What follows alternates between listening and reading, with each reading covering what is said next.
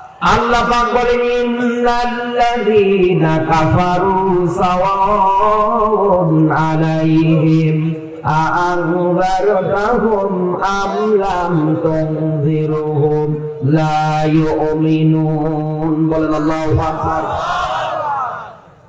সূরা বাকারা দ্বিতীয় নাম্বার সূরা, প্রথম নাম্বার পারা, 2 নাম্বার রুকুর এটা পাবেন আপনি, প্রথম নাম্বার রুকুর এটা পাবেন আপনি, 6 নাম্বার আয়াতে আল্লাহ ব্যাখ্যা দিয়েছে। এই পৃথিবীর ময়দানে নবীজিকে আল্লাহ জানাচ্ছেন, হে নবী, এই পৃথিবীর ময়দানে আপনি কোরআন দিয়ে কাফের যারা হবে এদেরকে সতর্ক করেন আর না করেন, দুইটাই সমান।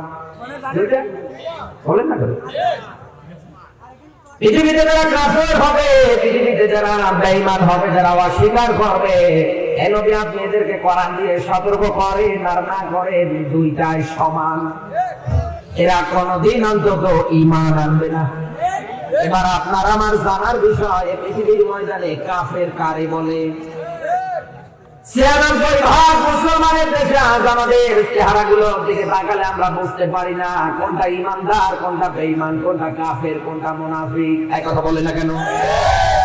ছোটবেলায় আপনি যখন রাস্তার মোড়ে মোড়ে আপনি যখন যাচ্ছিলেন, রাস্তার ধারে ধারে এরকম জমি বাড়িতে পানি জমে, আর জমার পরে এই জমিগুলোর মধ্যে মাছ আসে কোথা থেকে? মাছ যখন এই জমিগুলোর মধ্যে হয়ে যায়, আপনি দেখবেন ব্যাঙের বাচ্চা দেখতে যেরকম, মাগুরের বাচ্চা একই রকম। এক কথা বলে, ব্যাঙ আর মাগুরের বাচ্চা ছোটবেলায় দেখতে একই রকম লাগে। আমি হামজা ভাই মনে করেন এই মাছ ধরার পরে বাড়িতে নিয়ে গিয়েছে, তার মায়ের কাছে ডাকতে বলে, মা এই যে তাকিয়ে দেখো অনেকগুলো মাগুরের বাচ্চা ধরে নিয়ে আসলাম। মা একবার ওর দিকে তাকায়, একবার ওই মাছের বাচ্চার দিকে তাকায়, ডাকতে বলে, বেটা এইগুলো একটাও মাগুরের বাচ্চা না, সবগুলো ব্যাঙের বাচ্চা।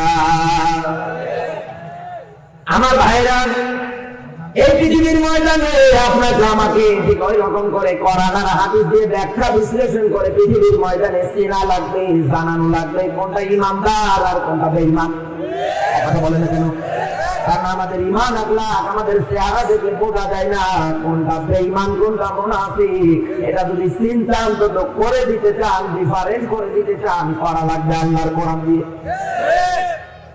পৃথিবীর ময়দানে কোরআন থেকে তাফসীর হলে পরে ওয়াহাসানা তাফসীর, হে নবী কোরআন থেকে যখন আপনি তাফসীর করবেন, ব্যাখ্যা করবেন, লিতুবাইয়িনা লিন-নাস, নবীজিকে আল্লাহ জানাচ্ছেন, হে নবী আপনি স্পষ্ট আকারে কথাগুলো জাতির সামনে তুলে ধরবেন। জাতির সামনে যখন আপনি স্পষ্ট করে কোরআনের কথাগুলো অন্তত দিয়ে ধরবেন, পৃথিবীর ময়দানে কাফের যেটা হবে ও সঙ্গে সঙ্গে অস্বীকার করে বসে থাকবে। আমার ভাইরা, কাফেরদের স্বভাব হবে ওরা সঙ্গে সঙ্গে এগুলো অস্বীকার করে ফেলবে, ওরা কোনদিন অন্তত ঈমান আনবে না।